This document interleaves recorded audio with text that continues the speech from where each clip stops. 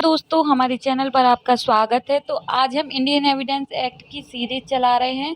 तो उसमें हमारी अगली वीडियो लेकर आए हैं जिसमें हम सेक्शन 12 से आगे तक की बातें करेंगे और हम पढ़ रहे हैं कि कौन से तथ्य जो होंगे उन्हें न्यायालय में साबित किया जा सकता है। मतलब कौन से सुसंगत तथ्य होंगे कि विवादक तथ्य होंगे, उन्हें न्यायालय में क्या किया जा सकता है, साबित किया जा सकता है, पेश किया जा सकता है। तो उसके बारे में हम तथ्यों की सुसंगति के बारे में हम ये जो सारी सेक्शन है इनको पढ़ रहे हैं। तो हमारा जो सेक्शन 12 है वो बात करता है नुकसानी के लिए वादों में रकम अवधारित करने के लिए न्यायालय को समर्थ करने की प्रवृत्ति रखने वाले तथ्य। पहली बात तो ये बताता है कि ये जो सेक्शन 12 है ये केवल और केवल किस पर, सिविल मामले पर ही काम करता है। ठीक है, अब इसे हम पढ़ लेते हैं। इसमें बताया गया है उन वादों में जिनमें नुकसानी का दावा किया गया है कोई भी तथ्य सुसंगत है जिससे न्याय नुकसानी वह रकम अवधारित करने के लिए समर्थ हो जाए जो अधिनिर्णित की जानी चाहिए। इसमें यह बताया गया है यदि कोई व्यक्ति है वो न्यायालय में केस लेके आता है कि मुझे क्या है, क्षतिपूर्ति हुई है और मुझे जो क्षति हुई है उस क्षति की पूर्ति कराई जाए, मतलब मुझे कंपनसेशन दिया जाए, ऐसा व्यक्ति कहता है। तो उसमें ये जो सेक्शन 12 है वो ये बताता है कि यदि किसी क्षति की पूर्ति करनी है, यदि किसी व्यक्ति को किसी प्रकार की नुकसानी हुई है तो उसकी पूर्ति करनी पड़ती है। अब उसकी पूर्ति करनी है तो कौन कौन से तथ्य जो हैं उन्हें न्यायालय में पेश किया जा सकता है। तो कोई भी तथ्य को जो विवादक हो और सुसंगत हो, इसमें दो बातों को हमें याद रखना है। कोई भी विवादक तथ्य या क्या है, सुसंगत तथ्य न्यायालय में क्या किए जा सकते हैं, पेश किए जा सकते हैं, जो समर्थ हो काय के लिए अधिनिर्णित की जानी है। मतलब काय की अधिनिर्णित की जानी है, रकम अवधारित करने के लिए। ठीक है, जिस भी तथ्य से ऐसा पता चले कि हाँ, तो इसमें यही बताया गया है, सीधी बात हमें यही बात रखना है कि कोई विवादक तथ्य हैं या सुसंगत तथ्य हैं। ठीक है, अब विवादक या सुसंगत तथ्य हैं तो उनमें यदि न्यायालय को ये अवधारित करना है कि नुकसानी कितनी देनी चाहिए। ठीक है, तो नुकसानी को अवधारित करने के लिए, मतलब जो नुकसानी है उसको डिटरमाइन करने के लिए जो फैक्ट रिलेवेंट होंगे उनको यहाँ पर दिया जा सकता है। जो चीज़ ये बता दें कि नुकसानी जो है कितनी मिलनी चाहिए। जैसे हम एग्जाम्पल देखते हैं, जैसे ए है, ठीक है, बी है, इन दोनों के बीच कॉन्ट्रैक्ट हुआ था।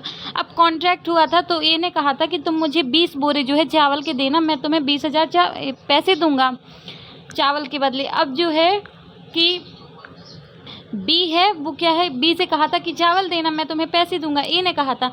अब जो ए है तो ए ने ऐसी और बी ने ऐसी संविदा कर ली। अब जो बी है वो टाइम पर चावल नहीं पहुंचा पाता ए के पास, जैसे उसने कहा था 20 मई को दे देना, ठीक है, 20 बोरे चावल। अब जो बी है वो चावल नहीं पहुंचा पाता। अब न्यायालय में यदि ये बता देता है, देखिए, अब यदि वो न्यायालय में ये बता देता है कि जिस दिन 20 मई को इतनी घमासान बारिश हो रही थी कि मेरा आना वहाँ से निकलना मुश्किल था, वहाँ पुल टूट गया था, तो मतलब ये एक तथ्य हो सकता है जो ये अवधारित करे, न्यायालय ये समझ सके कि ये जो बी है, बी ने जानबूझकर संविदा का भंग नहीं किया है, ये एक घटना है जिस वजह से उसको निर्धारित किया जा सकता है। अब यदि यही, तो इसमें न्यायालय कम कंपनसेशन ए को दिलवाएगा। ठीक है, चाहे तो नहीं भी, पर वो कम ही होगा अगर दिया जाएगा तो। अब दूसरी बात यह है कि यदि इन दोनों में यही जो है संविदा हुई थी कि 20 बोरी चावल देना और 20,000 रुपये दूंगा, ए ने कहा था। अब जो बी है टाइम पर पैसे चावल जो है नहीं भिजवा पाता है, तो यहाँ पर तथ्य उठता है, केस लाता है, ए न्यायालय में केस लाता है कि मुझे क्षति हुई है और मेरे घर में बेटी की शादी थी और मेरी तो बेइज्जती हो गई, ऐसा हो गया वैसा हो गया, तो न्यायालय क्षतिपूर्ति कराएगा। अब यदि ये पता चलता है कि बी जिससे भी संविदा करता है उसको टाइम पर सामान डिलीवरी नहीं कराता, अब यहाँ पर यदि ये बात निकल कर आती है तो न्यायालय यहाँ पर क्या है, कंपनसेशन ज़्यादा लगा सकती है। मतलब ये ऐसे तथ्य यहाँ पर पेश किए जा सकते हैं जो ये बता दें कि नुकसानी का निर्धारण कितना किया जाना चाहिए, ज़्यादा दिया जाना चाहिए, कम दिया जाना चाहिए या नॉर्मल दिया जाना चाहिए।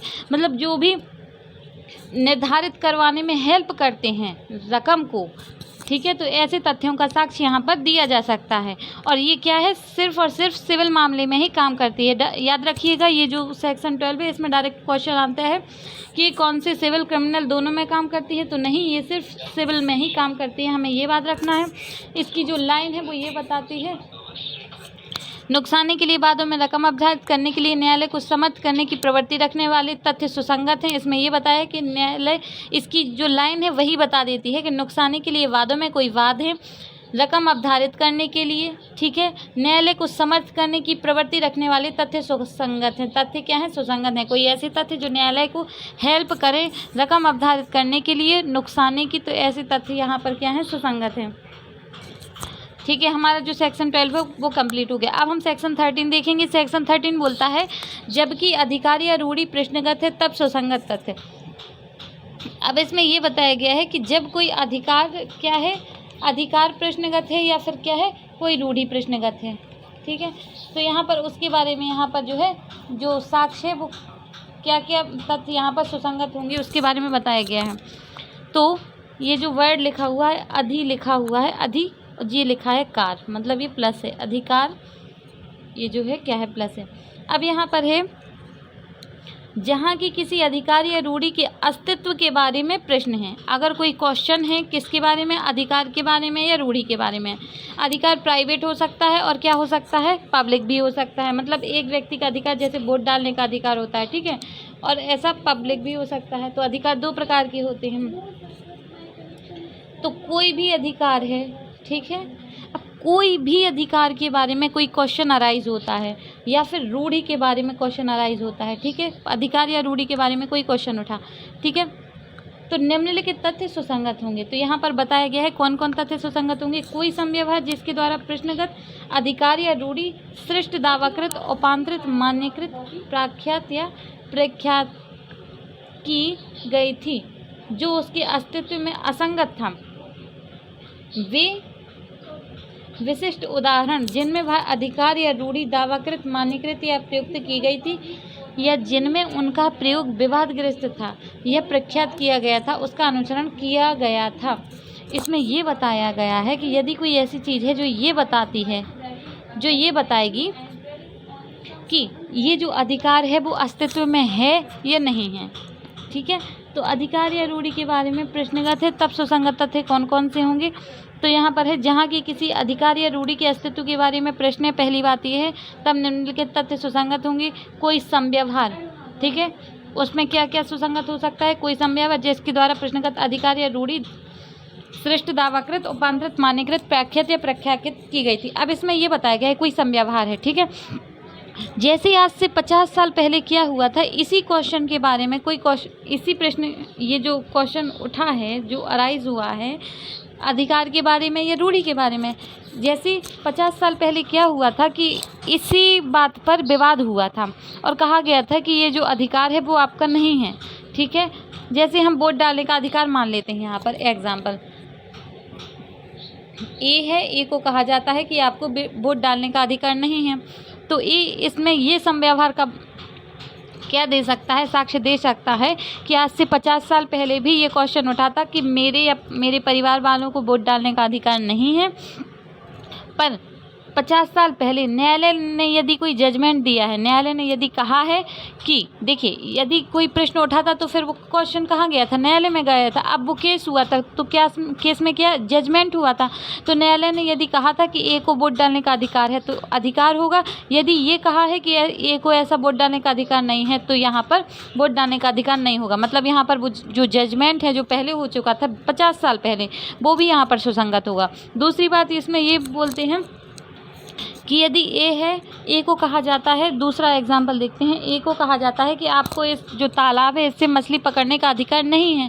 ए जो है वो कहता है कि मेरे दादा परदादा सभी लोग इस तालाब से मछली पकड़ते आए हैं, तो मुझे भी इसमें मछली पकड़ने का अधिकार है।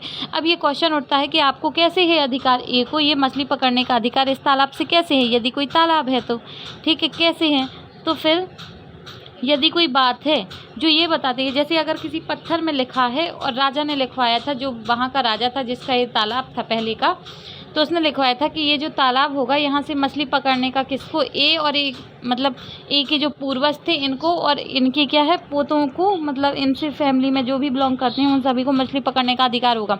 तो यहाँ पर यदि वो पत्थर में लिखा हुआ था, कागज़ में लिखा हुआ था, कोई डॉक्यूमेंट थे कोई, तो फिर वो तथ्य यहाँ पर सुसंगत हो जाएंगे। अब यदि ये हमने अधिकार के बारे में बात देख ली। मतलब यदि कोई अधिकार के बारे में क्वेश्चन अराइज होता है तो उससे रिलेटेड कोई भी चीज़, कोई समव्यवहार है, यदि पहले कोई ऐसी चीज़ हुई है तो उसका साक्ष्य दिया जा सकेगा। ठीक है, कोई मान्यकृत दस्तावेज है उसमें ये बताया गया है कि ऐसा अधिकार था या नहीं था, तो उसके बारे में यहाँ पर बताया जा सकता है और उसके हिसाब से ये माना जा सकता है, उसमें जैसे पिछला जजमेंट था उसमें था कि ऐसा अधिकार था ए को, तो वो अधिकार मिलेगा। अगर उसमें ऐसा लिखा होता कि ए को ऐसा अधिकार नहीं है तो वहाँ पर ए को अधिकार नहीं मिलेगा, चाहे वो मछली पकड़ने का हो या फिर वोट डालने का। ठीक है, अब हम इसमें रूढ़ि के बारे में क्या है देखते हैं एग्जाम्पल। रूढ़ि के बारे में हम देखेंगे, यदि कोई व्यक्ति है, ठीक है, किसी के यहाँ मुस्लिम्स जो होते हैं, ठीक है, उनमें जहाँ तक मुझे पता है, मुझे इतना कुछ पता नहीं है उनके बारे में, पर थोड़ी सा मुझे शायद ये पता है कि उनके चाचा लोगों के यहाँ भी उन लोग की शादी हो जाती है, पर हिंदू में ऐसा नहीं होता है। ठीक है, हिंदू में चाचा के जो बेटे रहते, बेटियाँ रहती, उनको भाई बहन मानते हैं। मामा के बेटे भाई बहन को क्या मानते हैं, जो मामा के बेटे बेटियाँ रहते हैं उनको हिंदुओं में भाई बहन मानते हैं। तो हिंदू में क्या है कि यदि मामा के बेटे या बेटी से शादी हो जाती है किसी की, ठीक है, मामा बुआ की बेटा या बेटी में से किसी की शादी हो जाती है, जैसे मामा का बेटा था और बुआ की बेटी थी, तो इन लोग की शादी हो जाती है, तो ये हिंदू में होती है तो ये इलीगल होगी। ठीक है, अब यदि शादी ये क्या है मुस्लिम में हुई है तो मुस्लिम वाले कह सकते हैं कि मेरे यहाँ जो ये जो परंपरा चली आ रही है, तो हम लोग क्या कर सकते हैं कि हम लोग मामा के यहाँ या बुआ के यहाँ शादी कर सकते हैं। तो ये जो तथ्य होंगे रूढ़ि के बारे में, ये यहाँ पर सुसंगत होंगे और ऐसे तथ्य के बारे में यहाँ पर जानकारी जो है न्यायालय को दी जा सकती है कि हमारे यहाँ ऐसा होता है और ये परंपरा चली आ रही है, तो ये यहाँ पर जो मैरिज हुई है वो इलीगल नहीं होगी। तो मतलब कोई ऐसी चीज़ है जो ये निर्धारण कर दे कि ऐसी रूढ़ि थी, ऐसी प्रथा थी या नहीं थी, तो उन तथ्यों के बारे में यहाँ पर साक्ष्य दिया जा सकेगा। और यदि कोई ऐसे तथ्य हैं जो ये बता दे कि ऐसा अधिकार किसी व्यक्ति को था या नहीं था, तो उसके बारे में भी यहाँ पर जो है वो दिया जा सकता है। तथ्य के बारे में यहाँ पर साक्ष्य यदि वो दिए जाते हैं तो वो यहाँ पर सुसंगत होंगे, उन चीज़ को न्यायालय लेगा। ठीक है, अब हम इसका एग्जाम्पल देखें तो प्रश्न यह है कि क्या का एक मीन क्षेत्र पर अधिकार है। प्रश्न उठता है कि एक मीन क्षेत्र जो है उस पर उसका अधिकार है, जैसे कोई जगह है, ठीक है, जगह पर का अधिकार है, ये क्वेश्चन उठता है। तो का के पूर्वजों को, अब ये जो का है इसके पूर्वजों को मीन क्षेत्र प्रदान करने वाला विलेख, अब कोई दस्तावेज है वो ये बताता है कि का के पूर्वजों को ये दस्तावेज जो है, ये जो क्षेत्र है वो दिया जाएगा। वही बात जो मैंने बताई थी अभी थोड़ी देर पहले कि मछली पकड़ने के लिए यदि कोई दस्तावेज है, पत्थर पर लिखा हुआ है, कहीं पर भी लिखा हुआ है कि ऐसा जो है अधिकार इनके परिवार वालों को मिलेगा, तो वो यहाँ पर सुसंगत होंगे। तो का के पूर्वजों को मीन क्षेत्र प्रदान करने वाला विलेख, कोई विलेख है, कोई दस्तावेज है जो ये बताता है कि का के पूर्वजों को ये जो मीन क्षेत्र है वो दिया जाएगा। का के पिता द्वारा उस मीन क्षेत्र का बंधक, का के पिता द्वारा उस बंधक से अनुमित पाश्चिक अनुदान, विशिष्ट उदाहरण जिनमें का के पिता ने अधिकार या प्रयोग किया है, जिनमें अधिकार का प्रयोग का के पड़ोसियों द्वारा रोका गया था, सुसंगत तथ्य है। यहाँ पर ये है कि यदि का पिता जो है वो बंधक कर देता है उस संपत्ति पर, और क्या है कि बंधक कर दिया है उसने संपत्ति को, अब यदि उसने संपत्ति को बंधक कर दिया है, उसे ये जो है अधिकार मिला था, ठीक है, ये जो मीन क्षेत्र है वो उस पर, ये जो स्थान है, स्थावर संपत्ति है, उसे अधिकार मिला था का के पूर्वजों को। उनमें से का पिता जो है उसको बंधक कर देता है और का के पड़ोसी हैं वो कहते हैं कि इस स्थान पर किसका का अधिकार नहीं है। तो ये जो विलेख है, जो ये विलेख है, ये जो विलेख है ना, इसको यहाँ पर साबित किया जा सकता है और बताया जा सकता है कि विलेख के द्वारा बताया जा सकता है कि ये स्थान को भले ही बंधक कर दिया है, पर बंधक करने से हमारी जो संपत्ति है किसी और की नहीं हो जाएगी और इस संपत्ति पर हमारे पूर्वजों का अधिकार था, इस वजह से ये है ए का अधिकार होगा। मतलब ए के पूर्वजों का यदि किसी स्थान पर, सीधी बात समझिए, ए के पूर्वजों का यदि किसी स्थान को दिया गया था, किसी स्थान को ए के पूर्वजों को दिया गया था, तो वो ए के पापा के साथ साथ दादाजी, दादाजी के साथ साथ पापा, पापा के साथ साथ ए को मिलेगा। अब यदि कोई दस्तावेज है जो ये बताता है कि ए के पिता और ए के दादाजी को ऐसी जो संपत्ति है वो उनका अधिकार रखते हैं इस संपत्ति पर, तो ऐसे दस्तावेज को यहाँ पर साबित किया जा सकता है और वो दस्तावेज यहाँ पर सुसंगत तथ्य होंगे। आई होप सो आपको समझ में आ रहा होगा। हमारा सेक्शन 13 वो है कंप्लीट हुआ। सेक्शन 13 में देखिए सेक्शन 12 बताता है नुकसानी के लिए वादों में यदि कोई नुकसानी हुई है, ठीक है, तो उस नुकसानी के लिए जो वाद किया गया है तो उस वाद में न्यायालय को हेल्प करने वाले कोई तथ्य होंगे जो ये बता सकें कि कितनी नुकसानी हुई है, तथ्य में कितनी उसे नुकसानी में क्षतिपूर्ति करानी चाहिए पक्षकार को, तो वो सारे तथ्य यहाँ पर सुसंगत होंगे और उन्हें यहाँ पर बताया जा सकता है कोई विवादक या सुसंगत तथ्य में, ठीक है। हमारा सेक्शन जो 12 है वो केवल और केवल बार बार बता रही हूँ सिविल मामले में ही काम करता है। सेक्शन 13 बोलता है जबकि अधिकार या रूढ़ि प्रश्नगत है तब सुसंगत तथ्य। अब जब किसी मामले में अधिकार प्रश्नगत है कि किसी व्यक्ति को कोई अधिकार था, ठीक है, या फिर कोई रूढ़ी है, ठीक है, कि कोई रूढ़ी थी या नहीं थी, जैसे मैंने आपको मैरिज वाली बताई कि मुस्लिम्स में हो जाता है मामा के बेटे से शादी हो जाती है, बेटियों से भी, तो ऐसी कोई रूढ़ी है जो बताती है कि ऐसी हमारे यहाँ परंपरा चली आ रही है, तो ऐसी रूढ़ी का यहाँ पर बात बताई जा सकती है और वो तथ्य यहाँ पर सुसंगत होंगे, ठीक है। यदि कोई अधिकार है, अधिकार के बारे में यदि कोई तथ्य हैं जो निर्धारण करने के लिए हेल्प करते हैं तो ऐसे तथ्य के बारे में यहाँ पर जानकारी दी जा सकती है और वो यहाँ पर सुसंगत होंगे, भले ही वो कितने साल पुराना ही क्यों ना हो दस्तावेज या कोई अन्य चीज़ जो ऐसी चीज़ों को निर्धारण करने में हेल्प करें कि किसी व्यक्ति का अधिकार है या ऐसी कोई रूढ़ी है या नहीं, तो इसमें जो भी चीज़ रिलेवेंट होंगी, जो भी इसको हेल्प करेंगी कि ऐसा जो है अधिकार है किसी व्यक्ति के पास या नहीं है, तो उन सारी बातों का यहाँ पर जो है साक्ष्य दिया जा सकता है और वो सारे यहाँ पर सुसंगत होंगे। और यदि रूढ़ी के बारे में होती है तो रूढ़ी से रिलेटेड जो भी जजमेंट होगा या कोई अन्य बात होगी जो ये बता दे ऐसी रूढ़ी किसी स्थान पर चलती है या नहीं, तो उसके बारे में भी यहाँ पर साक्ष्य दिया जा सकता है। हमारा सेक्शन 13 कंप्लीट हुआ। अब हम सेक्शन 14 देखेंगे। मन या शरीर की दशा या शारीरिक संवेदना का अस्तित्व दर्शित करने वाले तथ्य। इसमें ये बताया गया है कि यहाँ पर 3 बातों के बारे में यहाँ पर बात की गई है। मन की दशा, मन की, एक मिनट, शरीर की या शारीरिक संवेदना का अस्तित्व दर्शित करने वाले तथ्य यहाँ पर सुसंगत है। हमें यहाँ पर सिर्फ 3 ही बातें जहाँ तक है याद रखनी है और ज़्यादा बातें हमें यहाँ पर याद नहीं रखनी है। और यहाँ पर एक बार और याद रखना है, यहाँ कोई नियम काम नहीं करता, यहाँ पर न्यायालय का विवेक होता है, ठीक है। यहाँ पर मन की शरीर दशा, शारीरिक संवेदना, इस सबको देखने के लिए कोई नियम काम नहीं करता है, इनके लिए क्या है, न्यायालय का विवेक होता है। अब देखते हैं मन की दशा। देखिए, मन की कोई भी दशा जिससे आशय, ज्ञान, सद्भाव, उपेक्षा, उतावलापन साथ में है, किसी विशिष्ट व्यक्ति के प्रति वैमनस्य या सदिच्छा दर्शित करने वाले तत्व अथवा शरीर की या शारीरिक संवेदना की किसी दशा का अस्तित्व दर्शित करने वाले तथ्य तब सुसंगत हैं जबकि ऐसी मन की या शरीर की या शारीरिक संवेदना की किसी ऐसी दशा का अस्तित्व विवाद या सुसंगत हो।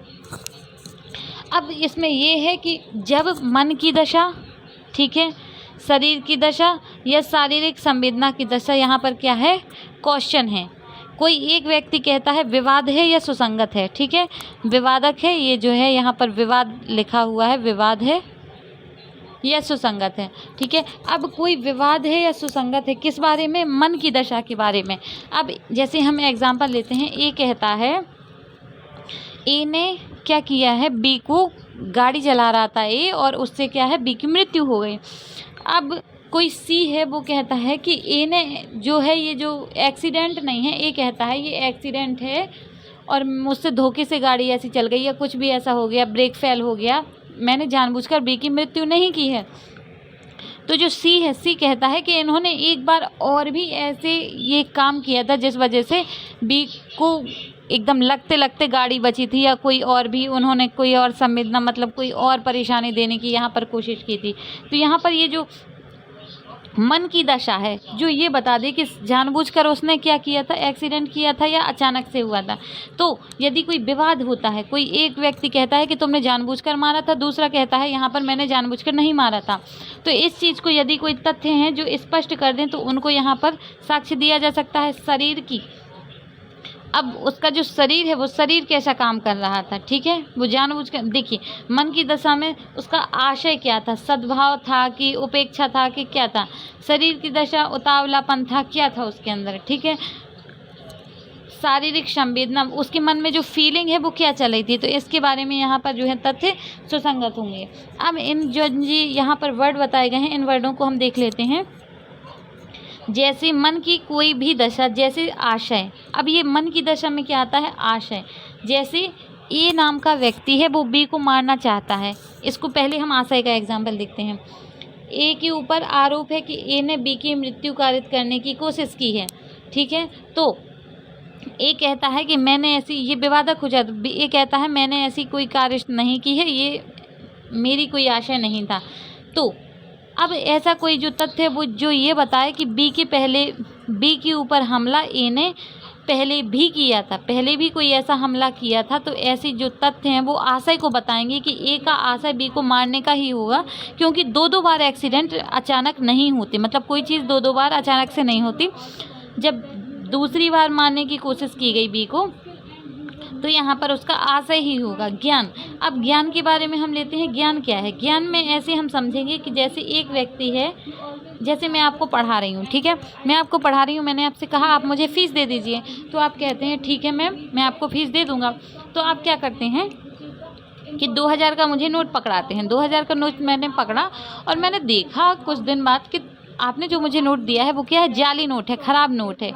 तो मैं कही कि शायद ये धोखे से हो गया हो। फिर मैंने और भी चेक किया, जो आपने पिछले महीने मुझे पैसे दिए थे तो उसमें भी जाली नोट था, और मुझे ये पता है ये पैसे आपने दिए थे। तो ये यहाँ पर ज्ञान को दर्शाएंगे कि आपने ये जो काम किया है वो अचानक से नहीं हुआ है, ये क्या है, आपका ज्ञान था, आपको पता था। आप सब्जी लेने जाते हैं तो वहाँ पर भी सबको जाली नोट देकर आते हैं। तो ये तथ्य ऐसे न्यायालय में बताए जा सकते हैं, साबित किए जा सकते हैं ज्ञान के तौर पर कि ऐसा व्यक्ति जो है, जो आप हैं, आप यहाँ पर ज्ञान के साथ ऐसा जो है काम कर रहे हैं, जाली नोटों को आप यूज़ कर रहे हैं। अब सद्भाव, अब जैसे मैं आपको पढ़ा रही हूँ, ठीक है, मैं आपको डांट रही हूँ, या फिर आपका टीचर ही समझ लीजिए, आपका कोई टीचर आपको पढ़ाता है, वो डांटता है, ठीक है, डांटता है तो किस लिए उसने डांट दिया, ठीक है, कि तुम बेवकूफ़ हो, तुम पढ़ते नहीं हो, तुम ऐसा है, तुम वैसा है, ऐसे कह के उन्होंने डांट दिया। तो अब आप कहते हैं कि इन्होंने तो मेरे ऊपर मानहानि लगा दी, ठीक है, इन्होंने मेरी मानहानि कर दी, मुझे केस करना है इनके ऊपर। तो न्यायालय में इस बात का जो है तथ्य साबित किए जा सकते हैं और सुसंगत होंगे। न्यायालय में वो ये बता सकता है कि मेरा जो है आशय इनकी मानहानि करना नहीं था, मेरा तो आशय था कि ये मैं इन्हें डांटूंगा, ठीक है। आपका टीचर कहता है, जैसे मैं पढ़ा रही हूँ तो मैं कहूँगी कि मैंने इन्हें डांटा है तो इसलिए डांटा है, सद्भाव में डांटा है, क्योंकि मेरी डांट इन्हें बुरी लगेगी तो ये जो है पढ़ना स्टार्ट कर देंगे और इनके एग्ज़ाम में जो है मार्क्स अच्छे आ जाएंगे।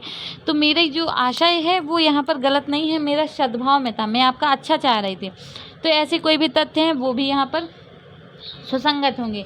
उपेक्षा, अब यहाँ पर आप गाड़ी चला रहे हैं, ठीक है, अब गाड़ी चलाने में आपने क्या किया है कि आपको पता है, ठीक है, आपको पता है कि यहाँ पर आपने क्या किया है, आपका जो ब्रेक है वो थोड़ी सा डिस्टर्ब है, ठीक है, आपका ब्रेक जो गाड़ी का है वो डिस्टर्ब है, आपको लग रहा है, फिर भी आप उसे सही नहीं कराते हैं और क्या करते हैं, आप गाड़ी चलाकर घूमते रहते हैं। अब ये क्या है, आप गाड़ी चलाकर घूम रहे हैं तो ये क्या है, आपके द्वारा उपेक्षा की गई है, ठीक है, आपके द्वारा क्या की गई है, उपेक्षा की गई है, मतलब गलती आपसे की गई है, वो भी जानबूझकर होती है हल्की सी, कि आपको पता था फिर भी आपने उसको सही नहीं कराया, उससे किसी का एक्सीडेंट हो जाता है, तो आपने यहाँ पर उपेक्षा की है और इससे आपको क्या है, आरोप में सम्मिलित किया जा सकता है। अब उतावलापन को देखते हैं। उतावलापन बताता है,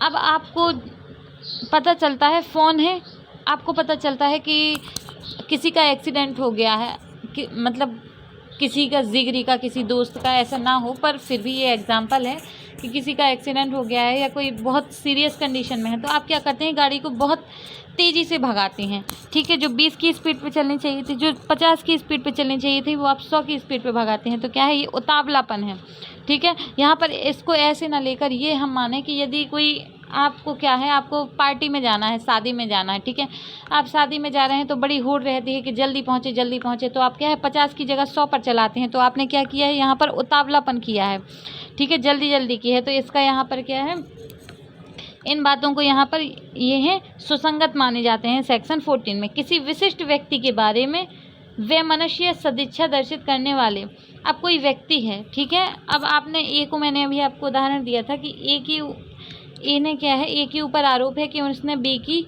मृत्यु कारित करने की कोशिश की है।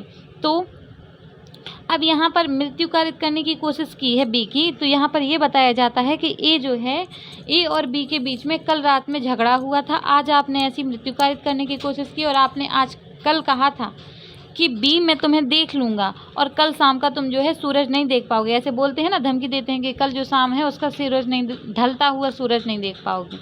तो ये क्या है, ये धमकी देकर गया और आज सूरज नहीं ढल पाया और क्या हो गई, बी की मृत्यु हो गई। ठीक है, तो यहाँ पर ये जो है किसी विशिष्ट व्यक्ति के बारे में है, बी के बारे में है। ठीक है, और मन में जो है, मन में बेमनस्य एकदम उसके मन में, ए के मन में बी के लिए गलत भावनाएं थी, उनको यहाँ पर साबित किया जा सकता है कि ए बी के बीच में झगड़ा हुआ था। इस वजह से ए है बी से बहुत नाराज़ था, गुस्सा था, क्या नफरत करने लगा था, इसलिए वो बी को मारना चाहता था, उसने बी को मार दिया। या सदिच्छा दर्शित करने वाले, उनके बारे में कोई अच्छी इच्छा है कि उसने बी के लिए कुछ अच्छा काम करने के लिए, बी से किसी की झगड़ा हुआ था। ठीक है, बी से सी का झगड़ा हुआ था, तो ए बी को हेल्प करता है, दोस्त मानता है, अच्छा मानता है, तो वो क्या है, बी को हेल्प करने के लिए कि सी और बी में लड़ाई चल रही थी, तो क्या है, ए ने क्या किया है, सी को मार दिया। तो मतलब क्या है, बी के हेल्प के लिए। सदिच्छा मतलब हम ऐसा समझते हैं कि ए बी के बीच में यहाँ पर झगड़ा चल रहा था, ए डंडे से मार रहा था और बी चाकू से मार रहा था। ठीक है, सी आया और सी को लगा कि ऐसा ना हो कि ये जो चाकू है वो लग जाए ए को, तो उसने क्या किया, ए का डंडा उठा के बी को मारना स्टार्ट कर दिया। ए यहाँ पर मान नहीं पा रहा था ज़्यादा, वो अपाहिज था, तो उसने क्या किया है, ए की जान बचाने के लिए क्या किया है, उसने उसी को डंडे को लिया और बी को मारने लगा। बी को मारने की वजह उसने जो डंडा है वो ए के सिर पर मार दिया और ए की यहाँ पर मृत्यु हो गई। तो यहाँ पर सदिच्छा का, कि उसकी अच्छी इच्छा थी, उसका भी साक्ष्य दिया जा सकता है, वो यहाँ पर उस तथ्य को बताया जा सकता है और वो तथ्य यहाँ पर सुसंगत होंगे।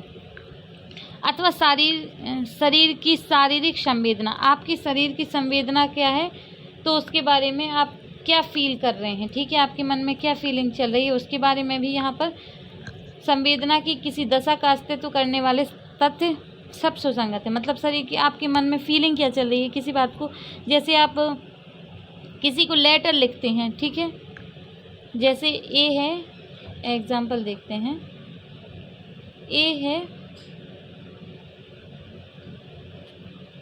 ए बी को लेटर लिखती है कि मैं अपने पति से जो है परेशान हो गई हूँ।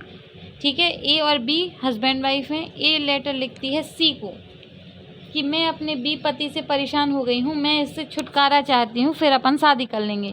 अब उनने ऐसा जो है लेटर सी को लिखा। ये जो लेटर है वो मन की शरीर की संवेदना, जो शारीरिक संवेदना है, आपके मन में जो फीलिंग चल रही है उसके बारे में यहाँ पर तथ्य जो हैं उनको साबित करने के लिए सुसंगत होंगे। तो यहाँ पर बताया गया है, यहाँ पर 3 चीज़ों को हमें याद रखना है कि मन की दशा, आपके मन में क्या चल रहा है, आपके शरीर की दशा, आप अपने शरीर से क्या कर रहे हैं, यह शरीर शारीरिक संवेदना, इसके बारे में यदि कोई तथ्य है तो वो सेक्शन 14 में सुसंगत होंगे। ठीक है, हमने देखा यहाँ पर कि यदि कोई किसी के मन में कोई बात चल रही है, अच्छी है या बुरी है, ठीक है, कोई शरीर से कुछ काम कर रहा है, उसके मन में कोई चल रहा है, तो वो सारी चीज़ें, उसका शरीर कैसा काम कर रहा था, कैसे उसके मन की बात थी, तो ये शारीरिक संवेदना, मन की संवेदना, सभी चीज़ों को यहाँ पर सेक्शन 14 में सुसंगत बनाया जा सकता है यदि ऐसी चीज़ें विवाद में हैं या फिर सुसंगत हैं। ठीक है, हमें ये बात याद रखना है कि विवाद में होनी चाहिए वो चीज़ें या सुसंगत होनी चाहिए। अब इसका स्पष्टीकरण देखते हैं। स्पष्टीकरण बताता है, जो तथ्य इस नाते सुसंगत हैं कि वह मन की सुसंगत दशा के अस्तित्व को दर्शित करता है, उससे यह दर्शित होना ही चाहिए कि वह मन की दशा साधारण न कि अपितु प्रश्नगत विशिष्ट विषय के बारे में अस्तित्व में है।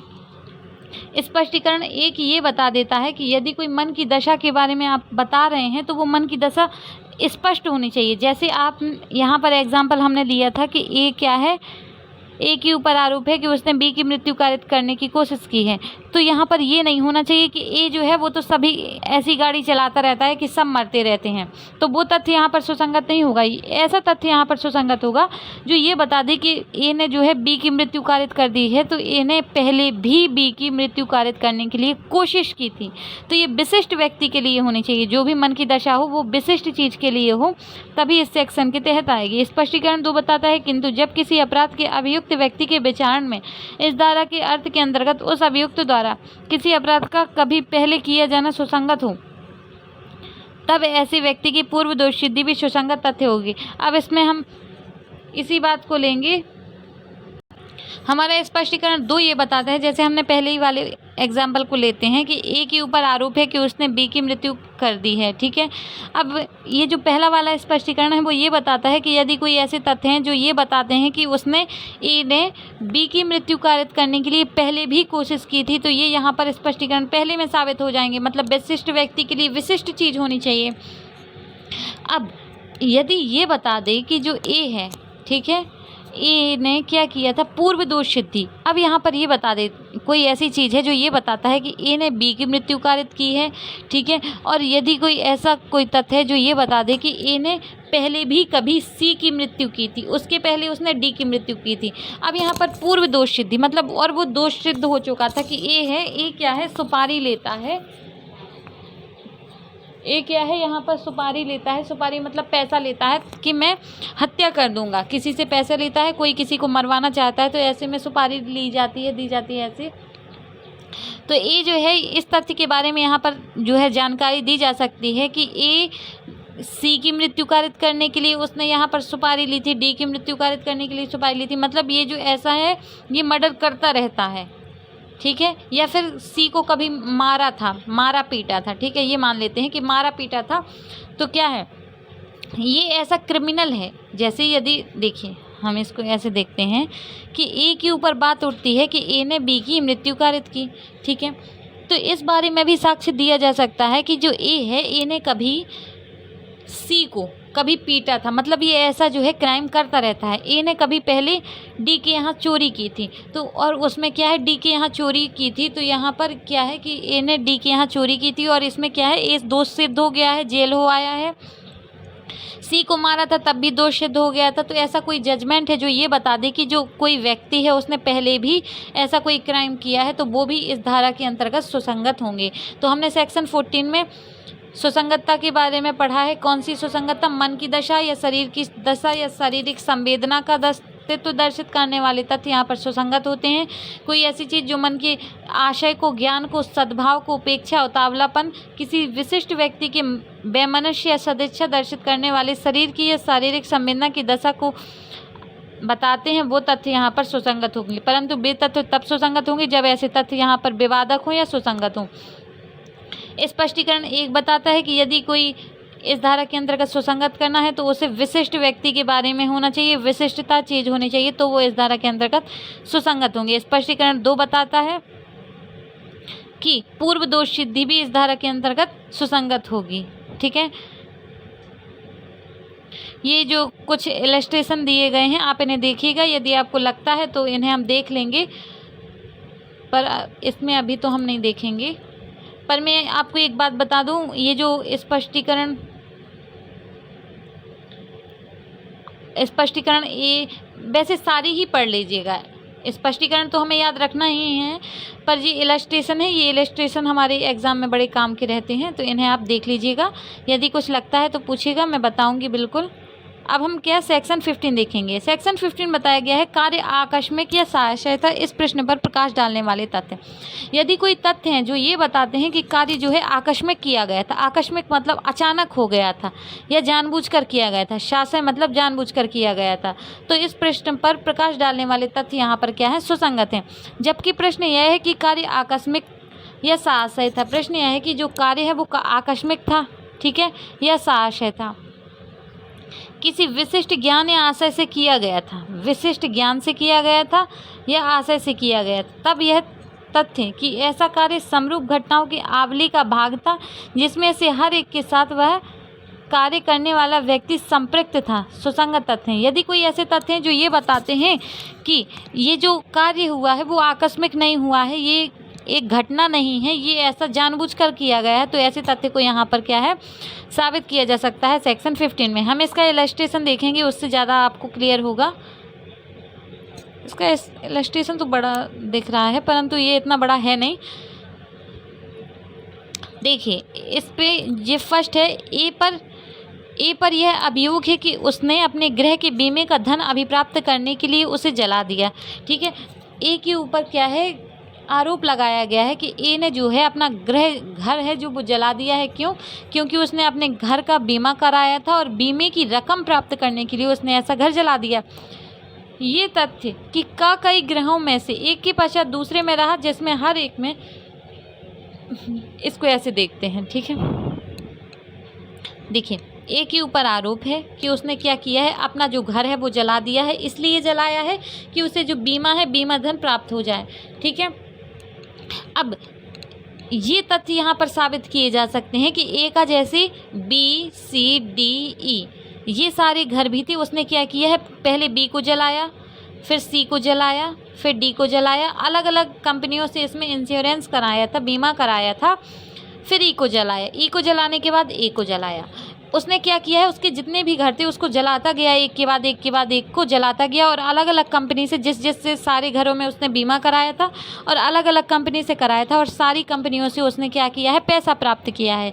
तो ए के ऊपर जब ये अभियोग आरोप लगता है कि उसने जो है ऐसा किया है, ठीक है, आवली का भाग है, तो ऐसी चीज़ों का यहाँ पर तथ्य दिया जा सकता है कि ये जो तथ्य हैं वो आकस्मिक नहीं था। मतलब न्यायालय में ये बताया जा सकता है, ए ने अब यदि ई घर जला दिया है, ई वाली कंपनी से वो पैसा प्राप्त करना चाहता है, तो ई वाला यदि जाता है न्यायालय के पास, वो कहता है कि इनके पास बी सी डी नामक घर भी थे, इन्होंने क्या किया है, उनको भी जला दिया है और उन कंपनियों से इनने पैसा प्राप्त कर लिया है। अब इनने ई वाली को घर को जलाया है ताकि ये बीमा धन प्राप्त कर सकें। तो इस तथ्य को यहाँ पर न्यायालय में दिया जा सकता है और न्यायालय मान सकता है कि ये जो चीज़ें हैं ये आकस्मिक नहीं हुई हैं, ये यहाँ पर साथ जानबूझकर की गई हैं। ये एक ही घटना की आवली है। आवली मतलब एक बड़ा रूप है, मतलब घर जलाना बड़ा रूप है, उसमें एक के बाद एक काम कर रहा है। जैसे उसने बी सी डी एक को जलाया और फिर ई को जलाया, तो ई में क्या है, उसी का भाग है एक। ठीक है, आवली है, पूरा है, ये इन सब को जलाया था, उसमें से एक उसका भाग है। तो ऐसे तथ्य के बारे में यदि प्रश्न होता है कि ई वाले जो घर है इसको आकस्मिक जला है या जानबूझकर, तो ई वाला जो कंपनी होगी जिससे ई वाले मकान में इंश्योरेंस कराया गया था, तो वो उनके बारे में यहाँ पर जानकारी दी जा सकती है कि ये जो कार्य है वो आकस्मिक नहीं हुआ था, ए ने जानबूझकर ऐसा कार्य किया था। ठीक है, जानबूझकर ऐसा कार्य करने पर उसे किसी प्रकार का प्रॉफिट ना दिया जाए, ऐसा न्यायालय में वो कह सकता है। तो मतलब यहाँ पर तो सिर्फ सुसंगतता के बारे में बताई गई है कि कौन कौन चीज़ों को यहाँ पर न्यायालय में पेश किया जा सकता है और वो तथ्य सुसंगत होंगे या नहीं होंगे। तो सेक्शन 15 बात करता है कि कार्य आकस्मिक किया गया था, साहस किया गया था। इस चीज़ के बारे में कि यदि कोई तथ्य बताते हैं, सीधी बात हम ये जानते हैं, यदि कोई तथ्य इस प्रश्न के बारे में उत्तर देते हैं या हेल्प करते हैं कि जो कार्य है वो आकस्मिक नहीं किया गया था, साहस किया गया था, तो ऐसे तथ्यों को सुसंगत किया जा सकता है और ऐसे तथ्य सेक्शन 15 में सुसंगत होंगे। हमें सिर्फ इतना ही याद रखना है और ये सेक्शंस को तो हमें बिल्कुल भी नहीं भूलना है। सेक्शन 15 इम्पॉर्टेंट भी है। कार्य आकस्मिक था या साहस था, किसी विशिष्ट ज्ञान या आशय से किया गया था। इसमें ये जरूरी है कि विशिष्ट ज्ञान या आशय से किया जाना चाहिए, क्योंकि ये जो घर हैं वो जानबूझकर जलाए जाने चाहिए। उसे ज्ञान था, आशय था कि मैं ऐसा घर जला दूंगा तो मुझे जो है बीमा धन प्राप्त होगा। ऐसा कार्य समरूप घटनाओं की आवली का भाग है, मतलब पहले भी वो ऐसे कार्य हो जाने चाहिए। BCD उसने जो घर जला दिया, बी का नंबर आ गया। हर एक घटना के साथ वह कार्य करने वाला व्यक्ति संपृक्त था, सुसंगत है। हर एक घटना मतलब उसने बी को जलाया था तब भी उसने ऐसे पैसे प्राप्त किए थे, सी को जलाया था तब भी पैसे प्राप्त किए थे और डी को जलाया तब भी पैसे प्राप्त किए। अब वो ई से प्राप्त करना चाहता है, तो ऐसे कोई तथ्य उनके बारे में यहाँ पर जो है सुसंगत माने जाएंगे सेक्शन 15 में। होप सो आप लोगों को समझ में आ रहा होगा। अब हम सेक्शन 16 देखेंगे। कारोबार के अनुक्रम का अस्तित्व कब सुसंगत है, जबकि प्रश्न यह है कि क्या कोई विशिष्ट कार्य किया गया था तब कारोबार के ऐसे किसी भी अनुक्रम का अस्तित्व जिसके अनुसार वह कार्य स्वभावतः किया जाता सुसंगत तथ्य। देखिए इसमें यह बताया गया है, पहले तो हमें इसकी इन सारी की हमें हेडिंग याद रखना है। कारोबार के अनुक्रम में क्वेश्चन तो डायरेक्ट यही बनता है, कारोबार के अनुक्रम, ठीक है, कारोबार के अनुक्रम का अस्तित्व सुसंगत है, इसी सेक्शन कौन से में बताया गया है, कौन से सेक्शन में बताया गया है, तो सेक्शन 16 बताता है।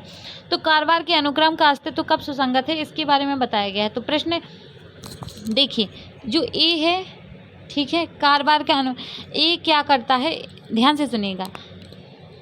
ए जो है इसी को हम लेते हैं, इसको पढ़ लेते हैं। प्रश्न यह है कि क्या एक विशिष्ट पत्र प्रेषित किया गया था। प्रश्न ये उठता है कि कोई विशिष्ट पत्र है, उसको भेजा गया था कि नहीं भेजा गया था, ठीक है। तो ये तथ्य कि कारोबार का यह साधारण अनुक्रम था कि वे सभी पत्र जो किसी खास स्थान में रख दिए जाते थे डाक में डाले जाने के लिए, ठीक है, कि वह पत्र उस स्थान में रख दिया गया था, सुसंगत है। अब जैसे प्रश्न उठता है कि कोई जो है, प्रश्न उठा है कि कोई जो है पत्र प्रकाशित किया गया है, पत्र किसी को भेजा गया है कि नहीं, सेंड हुआ है कि नहीं, तो ये तथ्य यहाँ पर सुसंगत होंगे कि जो ए नाम का व्यक्ति है, ए यहाँ पर क्या करता है कि ए बी नामक स्थान पर, कोई विशिष्ट स्थान हो गया, बी नामक स्थान पर जितने भी सारे लेटर होते हैं जिनको डाक से डाला जाना है, उन सारे लेटरों को बी नामक स्थान पर रख देता है। ए जो है, ए ने बी नामक स्थान पर उस लेटरों को रख दिया है और वहाँ पर रख देने के बाद वापस भी उसे नहीं मिली हैं, तो ये माना जाएगा कि वो जो है लेटर चला गया है, उसे जहाँ भेजना था। जैसे इसमें फिर से देखते हैं, जैसे कोई डाक के द्वारा क्या किया जाना है, कोई पत्र भेजना है, ठीक है। अब डाक के द्वारा कोई पत्र भेजना है, तो ये तथ्य यहाँ पर बताया जा सकता है कि मैंने डाक में जो है पत्र डाल दिया था और वहाँ से वो लौट कर नहीं आया है, तो माना जाएगा कि ये जो पत्र है वो सही जगह पर पहुँच गया है, ठीक है। मतलब जो आप काम डेली कर रहे हैं, ठीक है, उस डेली काम में यदि कोई चीज़ होती है तो वो माना जाएगा कि कारोबार के अनुक्रम में किया गया। इसको दूसरे एग्जाम्पल से समझते हैं। जैसे ए नाम का व्यक्ति है, ए नाम का व्यक्ति है जो व्यापारी है, इसके यहाँ बहुत सारे डेली गेहूं के बोरे आते रहते हैं, ठीक है। कारोबार का अनुक्रम है, मतलब डेली काम होना चाहिए ऐसा। अब वो क्या करता है, इसके यहाँ एक दिन क्या है कि एक बोरे में खूब सारा धन मिला, ठीक है, खूब पैसे भरे हुए थे उसमें, उसे पता ही नहीं था। सारे बोरे उसने कहाँ, एक ही जगह पर रखवा दिए जहाँ रखे जाते थे। पुलिस आती है और क्या कहती है कि आपके यहाँ पर एक जो बोरा है उसमें मुझे क्या मिला है, धन मिला है, और आप ही के यहाँ पर है वो मिला है, पुलिस कहता है, ठीक है। अब पुलिस ने ऐसा कहा है तो ये यहाँ पर ये तथ्य बता सकता है कि साहब मेरे यहाँ पर तो ऐसे डेली टू डेली काम होता रहता है, डेली गेहूँ आना जाना लगा रहता है और सारे गेहूँ एक जगह रखे होते हैं, मुझे कुछ पता नहीं है। तो ये कारोबार के अनुक्रम का मतलब उसको एक तरीके से इसका प्रॉफिट मिल सकता है कि उसे पता ही नहीं था और कारोबार के अनुक्रम का काम कर रहा था। वो कारोबार मतलब डेली टू डेली रूटीन में ऐसे काम चल रहे थे और उसे पता नहीं था और कब बोरों के साथ कौन सी चीज़ आ गई, तो इस बारे में यहाँ पर जो है तथ्य सुसंगत होगा। और इसका जो है इसमें ये बताया गया है, यदि कोई डाक के द्वारा क्या किया जाता है, ए क्या है, बी नामक स्थान पर सारे पत्रों को रख दिया करता था, ठीक है, और फिर वो डाकिया क्या है, सबको ले जाया करता था। अब जब ये सी नाम का कोई लेटर है किसी स्थान पर पहुंचा है या नहीं पहुंचा है, तो ये यहाँ पर ये तथ्य के बारे में जानकारी दे सकता है कि ये जितने लेटर आते हैं मैं वहाँ बी नामक स्थान पर रख देता हूँ, फिर वहाँ से चले जाते हैं, मतलब वहाँ रख दिए हैं मतलब चले गए हैं। तो ये माना जाएगा कि जो पत्र है वो चला गया है जब तक कि वो वापस नहीं आ जाता है। तो मतलब यदि कोई कारोबार के अनुक्रम में डेली रूटीन में क्या होता था, ए नाम का व्यक्ति जो है बी नामक स्थान पर जितने भी लेटर आते थे वहाँ रख देता था, वहाँ से वो आगे चले जाते थे। तो यदि सी नाम का कोई लेटर है वो वहाँ पहुँचा है या नहीं पहुँचा है, तो ये बस साबित कर दिया जाए कि ए ने बी नामक स्थान पर वहाँ पर जो है लेटर रख दिए थे, तो माना जाएगा कि जो लेटर है वो पहुँच गया है। तो सेक्शन 16 यही बात करता है, कारोबार के अनुक्रम का अस्तित्व कब सुसंगत है। तो जबकि प्रश्न यह है कि क्या कोई विशिष्ट कार्य किया गया है, मतलब लेटर पहुँचा है, जैसे एग्जाम्पल हमने देखा है विशिष्ट कार्य किया गया है, सी नाम का लेटर पहुँचा है कि नहीं, तब कारोबार की ऐसी किसी भी अनुक्रम का अस्तित्व जिसके अनुसार वह कार्य स्वभावतः किया जाता है सुसंगत है। मतलब सी नाम का लेटर कोई पहुंचा है जगह पर या नहीं, तो ए कहता है कि जितने भी लेटर आते हैं मैं बी नामक स्थान पर रख देता हूं। तो यदि ये साबित कर दिया जाता है कि ए ने बी नामक स्थान पर रख दिए हैं, तो माना जाता है कि ऐसे जो है लेटर पहुँच गए हैं। होप सो आपको समझ में आ रहा होगा। अब हम सेक्शन 17 को देखेंगे। सेक्शन 17 बताता है स्वीकृति की परिभाषा के बारे में यहाँ पर बात की गई है। स्वीकृति क्या है, तो स्वीकृति वह मौखिक या दस्तावेजी अथवा इलेक्ट्रॉनिक रूप में अंतर्विष्ट कथन है। इसमें 3 चीज़ों को बताया गया है। स्वीकृति मौखिक हो सकती है, दस्तावेजी हो सकती है और इलेक्ट्रॉनिक रूप में हो सकती है। ये का उसके साथ जुड़ा हुआ है। कथन है। क्या है? कथन है। स्वीकृति क्या है? एक कथन है जो किसी विवादक या सुसंगत तथ्य के बारे में अनुमान इंगित करती है। ये क्या है? अनुमान इंगित करता है। और ऐसे व्यक्तियों में से किसी के द्वारा ऐसी परिस्थितियों में किया गया जो तस्मिन पश्चात वर्णित है। मतलब स्वीकृति की परिभाषा को सेक्शन 17 में बताया गया है, ये हमें याद रखना है। दूसरी बात, स्वीकृति कैसे हो सकती है? तो मौखिक हो सकती है, दस्तावेजी हो सकती है, इलेक्ट्रॉनिक रूप में हो सकती है। स्वीकृति क्या होती है? एक कथन होता है। ठीक है। स्वीकृति किन बातों के बारे में दी जानी चाहिए? तो विवादक या सुसंगत तथ्य के बारे में स्वीकृति दी जानी चाहिए। विवादक या सुसंगत तथ्य के बारे में स्वीकृति क्या करती है? तो अनुमान इंगित करती है। ठीक है। और स्वीकृति किन व्यक्तियों के द्वारा दी जाना चाहिए? तो उन्हें सेक्शन 18 में परिभाषित किया गया है। ठीक है। किन परिस्थितियों में? ऐसे व्यक्तियों में से किसी के द्वारा ऐसी परिस्थितियों में किया गया जो तस्मिन पश्चात वर्णित है। मतलब सेक्शन 18 में जो बताए गए हैं व्यक्ति, इनके द्वारा स्वीकृति दी जानी चाहिए। तो सेक्शन 17 में स्वीकृति की परिभाषा बताई गई है। स्वीकृति 3 प्रकार की हो सकती है, मौखिक हो सकती है, दस्तावेज हो सकती है, इलेक्ट्रॉनिक रूप में कथन हो सकती है, जो क्या करती है? विवाद या सुसंगत तथ्य के बारे में अनुमान इंगित करती है। ठीक है। और जिसे सेक्शन 18 में बताया गया है, स्वीकृत कौन कौन व्यक्ति कर सकता है, उसे सेक्शन 18 में बताया गया है। ठीक है। अब स्वीकृति कार्यवाही के पक्षकार या उसके अभिकर्ता द्वारा। कार्यवाही के पक्षकार, देखिए अब इसमें हमें दो लोग तो अभी ही मिल गए। स्वीकृति किसके द्वारा की जानी चाहिए? तो कार्यवाही के पक्षकार या उसके अभिकर्ता द्वारा। वे कथन स्वीकृतियाँ हैं। कौन से कथन स्वीकृतियाँ हैं? जिन्हें कार्यवाही के किसी पक्षकार ने किया हो, कार्यवाही के किसी भी पक्षकार ने किया हो, या ऐसे किसी पक्षकार के किसी अभिकर्ता ने किया हो। ठीक है। किसी पक्षकार ने किया हो या अभिकर्ता ने किया हो, जिसे मामले की परिस्थितियों में न्यायालय उन कथनों को करने के लिए उस पक्षकार द्वारा अभिव्यक्तता विवक्षित रूप में प्राधिकृत किया हुआ मानता है। मतलब किसी ऐसे व्यक्ति द्वारा किया जाना चाहिए जिसे न्यायालय यहाँ पर अभिव्यक्त या विवक्षित तौर पर ऐसे स्वीकृत करने के लिए मानता हो, तो यहाँ पर उनके द्वारा किया जाना चाहिए। प्रतिनिधिक रूप में वादकर्ता द्वारा। अब यहाँ पर क्या है? प्रतिनिधिक रूप में यदि स्वीकृति की जानी है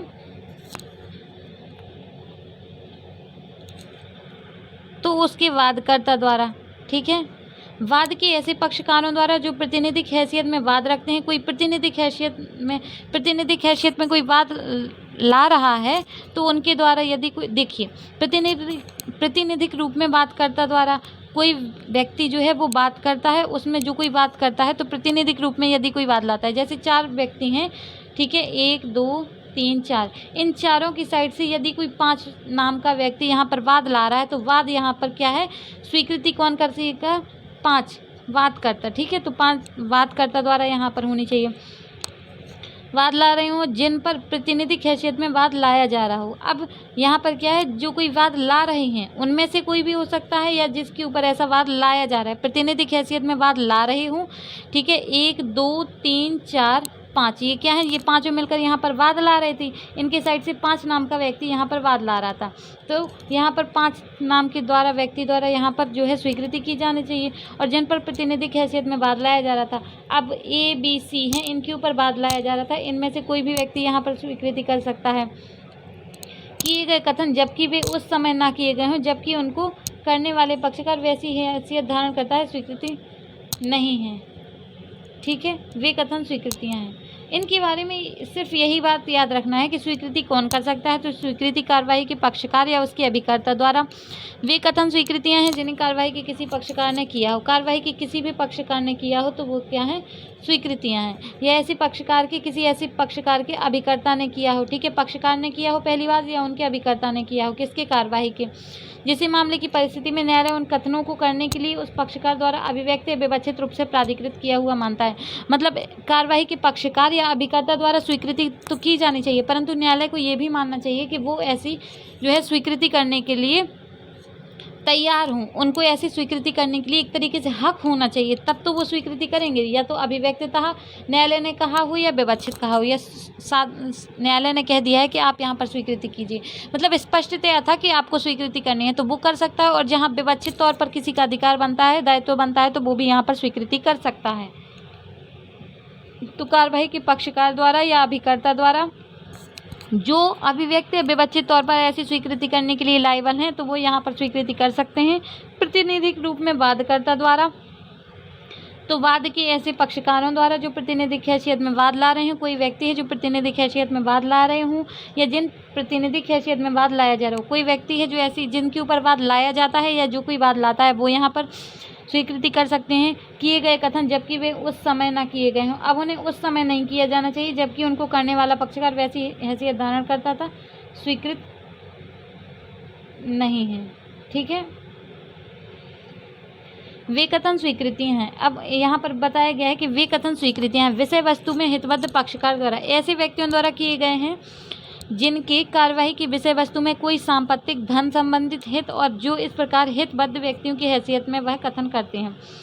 यहाँ पर विषय वस्तु में हितबद्ध पक्षकार कौन माने जाते हैं? तो विषय वस्तु में हितबद्ध पक्षकार वे माने जाते हैं जिन पर धन संबंधी हित है और इस प्रकार हितबद्ध व्यक्तियों की हैसियत में वह कथन करते हैं। मतलब कौन व्यक्ति यहाँ पर और जो है स्वीकृति कर सकते हैं? तो ऐसे व्यक्तियों द्वारा किए गए हैं जिनके कार्यवाही की विषय वस्तु में, कार्यवाही जो है चल रही है उसमें जो धन मिलना है उस संबंध में किसी प्रकार का हक रखते हैं, हित रखते हैं। ठीक है, तो वो व्यक्ति भी यहाँ पर, जैसे पापा, देखिए ए और बी के बीच में यहाँ पर विवाद चल रहा है। ठीक है, ए कहता है कि ये जो जमीन है ये मेरी है, बी कहता है मेरी है। तो ए जो है, ए भी यहाँ पर स्वीकृति कर सकता है, ए का अभिकर्ता कर सकता है। और ए की अगर ए नहीं रहेगा तो संपत्ति किसको मिलेगी? उसके बेटे को मिलेगी। तो उसका बेटा मतलब जो कोई हित रखता है, तो ऐसा व्यक्ति भी यहाँ पर संबंध जो धन संबंधी हित रखता है और कोई इस प्रकार हितबद्ध व्यक्तियों की हैसियत में वह कथन करते हो।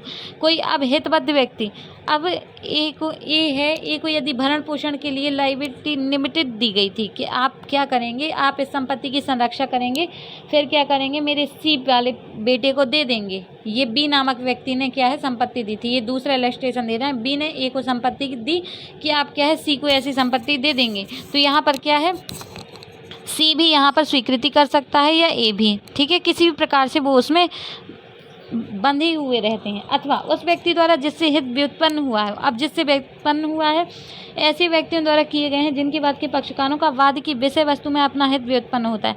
वही व्यक्ति हैं वाद की विषय वस्तु में उनका हित व्युत्पन्न होता है, तो वो व्यक्ति यहाँ पर स्वीकृति कर सकते हैं यदि वे कथन उन्हें करने वाले व्यक्तियों के हित के चालू रहने के दौरान में किए गए हैं। अब यहाँ पर क्या बताया गया है कि जब वो हित है उसका चालू रह रहा हो, हित चालू रह रहा हो, मतलब यदि संपत्ति है तो वो उसको ए के बेटे को मिलनी चाहिए। अब वो ऐसा ना हो कि ऐसा कर दिया जाए कि अब जो संपत्ति है ए को बेटी को नहीं मिलेगी, सी को मिलेगी। ठीक है, ए का बेटा बी है तो बी यहाँ पर स्वीकृति कर सकता है। अब ऐसा है कि अब कह दिया है इन्हें कि ये जो संपत्ति है बी को नहीं, मैं अपने सी बेटे को दूंगा, तो अब बी का यहाँ पर अधिकार नहीं है, तो बी को यहाँ पर स्वीकृति करने की आवश्यकता नहीं है। होप सो आपको समझ में आ रहा होगा। सीधी सीधी हम सेक्शन 18 में बात रखते हैं कि स्वीकृति कौन कर सकता है, ये बताया गया है स्वीकृति किसके द्वारा की जा सकती है। तो इसमें हम मेनली बात याद रखें तो उस पक्षकार द्वारा की जा सकती है, कार्रवाई की किसी पक्षकार द्वारा की जा सकती है, उसके अभिकर्ता द्वारा की जा सकती है। कोई ऐसा व्यक्ति है जो प्रतिनिधिक रूप में जो कोई वाद ला रहा है, तो जो कोई ऐसा वाद ला रहा है तो उसके द्वारा की जा सकती है। जो जिसके ऊपर लाया जा रहा है तो वो भी यहाँ पर स्वीकृत कर सकता है, स्वीकृति जो है वो कर सकता है। अब कोई ऐसा व्यक्ति है जो धन संबंधी हित रखता है या उसे हित मिलने वाला है, तो वो व्यक्ति भी यहाँ पर स्वीकृति कर सकता है। और कोई अन्य व्यक्ति है जिसको हित व्युत्पन्न होना है और जैसे हित व्युत्पन्न जैसे मिलना है, जैसे सी को यहाँ पर संपत्ति मिलनी है, तो ऐसा ना हो कि डी को चली जाए तो सी यहाँ पर संपत्ति में जो है वो स्वीकृति नहीं कर सकता। मतलब जैसे मिलना है वो व्यक्ति ही यहाँ पर जो है चालू रह रहा हो वो हित, तो ही यहाँ पर वो व्यक्ति यहाँ पर स्वीकृति कर सकते हैं। एक तरीके से हम ये देख लें कि जो व्यक्ति को प्रॉफिट होना है तो वो व्यक्ति ही यहाँ पर स्वीकृति कर सकते हैं। होप सो समझ में आ रहा होगा। आज के लिए सिर्फ इतना ही। यदि वीडियो अच्छा लगता है तो सपोर्ट कर सकते हैं। मिलते हैं अगले वीडियो में, तब तक के लिए थैंक यू, बाय बाय।